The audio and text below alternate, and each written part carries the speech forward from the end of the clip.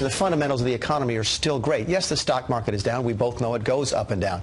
Unemployment is still at historic lows. Capital investment is still high. Business confidence is high. GDP is still solid. So the fundamentals are still good. So that's the incoming acting White House chief of staff on the economy. President Trump this morning put it in his own words on Twitter, tweeting, "The only problem our economy has is the Fed. They don't have a feel for the market. They don't understand necessary trade wars or strong dollars or even Democrat shutdowns over borders. The Fed is like a powerful golfer who can't score because he has no touch. He can't putt." With that, let's bring in our panel. Columnist from Bloomberg Opinion, Eli Lake. Conservative writer Kelly Jane Torrance, and commentary writer for the Washington Examiner, Tom Rogan. So what about the state of our economy, folks? Tom?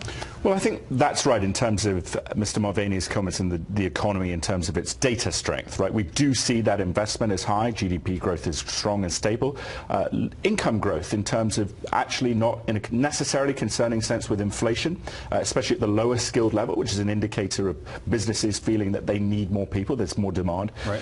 But the problem is the other fundamental, the political fundamental, is not nearly as stable. And that confidence in the market, I think, has a lot more to do with some of the president's more irregular rhetoric and actions than it does with anything that the Fed is doing. And I think the president would make a very big mistake for his own political interests and the economies were he to try and take punitive action towards the Fed. Kelly Jane? Yeah, I hope Mick Mulvaney is telling President Trump that the economy goes up and down, because the president himself doesn't seem to realize that. Now, of course, he wanted to take credit when it was going up, but let's face it, the stocks went up partly building in. They started going up even before Trump became president, after he was elected, because they were building in what they thought he was going to do, and that stuff came, a lot of it, deregulation, tax cuts. Well, the effect of that has dropped off a bit, so of course things are going to change.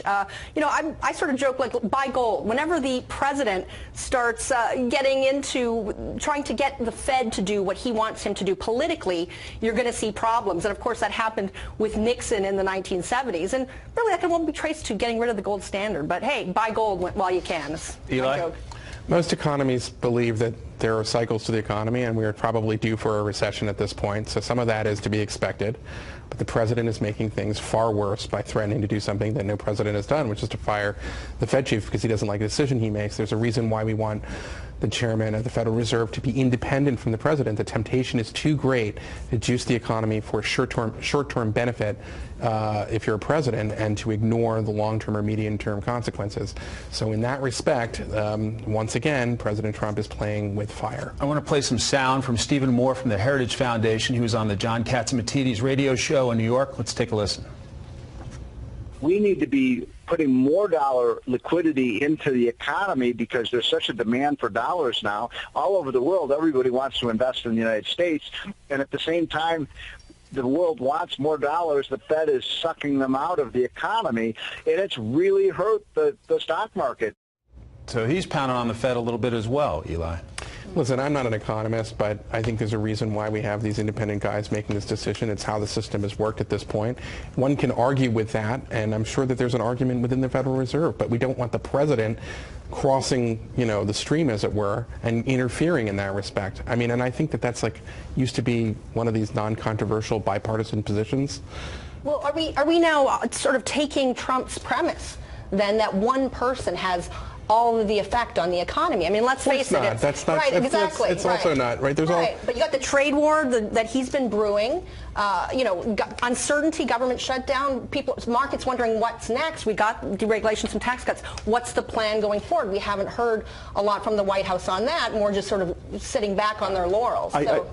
I do think on Stephen Moore's point, obviously Stephen Moore is very close to the White House in terms of their economic policy.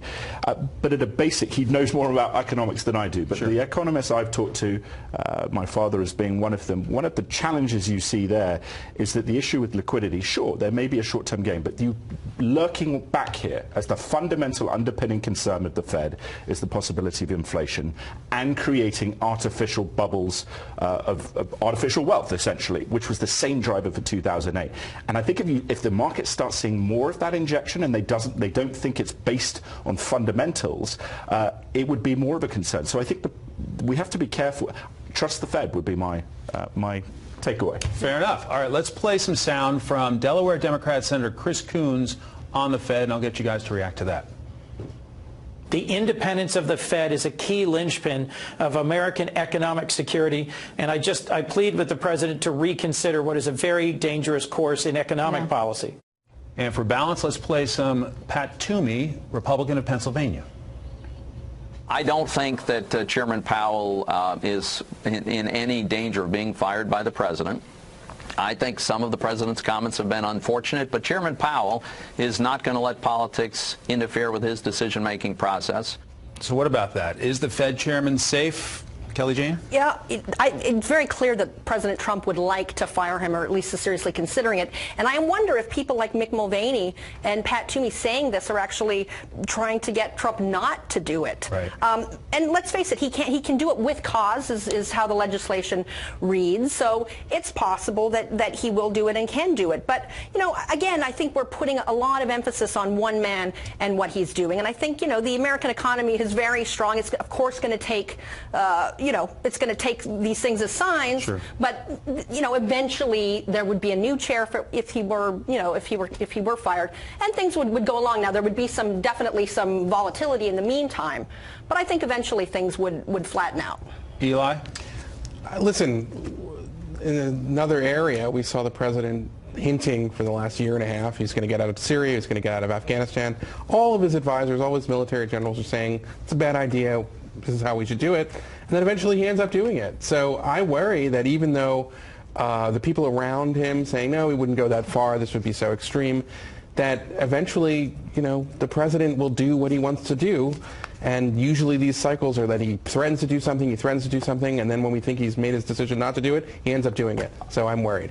I don't think he'll do it for the simple reason that Eli is absolutely right, that the president does what he wants to do, and anyone else can take a hike. But at the simple point, the economy matters to his political interest and to his base interest in a way that the Syria decision, as much as the great many of his advisors said it was a bad idea, didn't matter to that same component, that political interest.